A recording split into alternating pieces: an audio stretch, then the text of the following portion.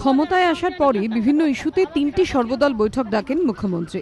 বৈঠকে যেসব প্রস্তাব গৃহীত হয় তার কোনোটাই পরবর্তীকালে কার্যকর না হলেও সৌহার্দ্যমূলক আলোচনা অন্তত হয়েছিল।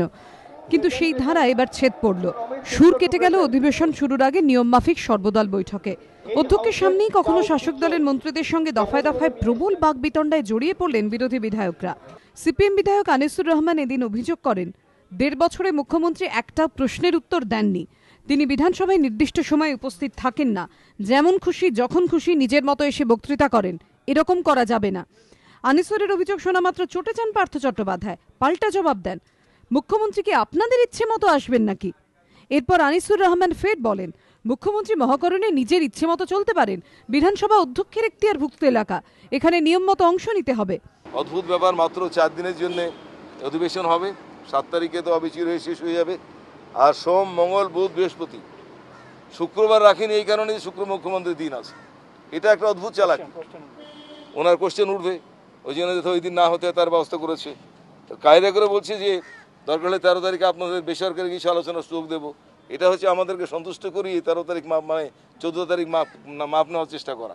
মুখ্যমন্ত্রী না আসার প্রসঙ্গের পাশাপাশি বাঁকুড়ায় মুখ্যমন্ত্রীর বৈঠকে বাম বিধায়কদের আমন্ত্রণ বাতিল নিয়েও এদিন প্রশ্ন তোলেন বিধায়করা।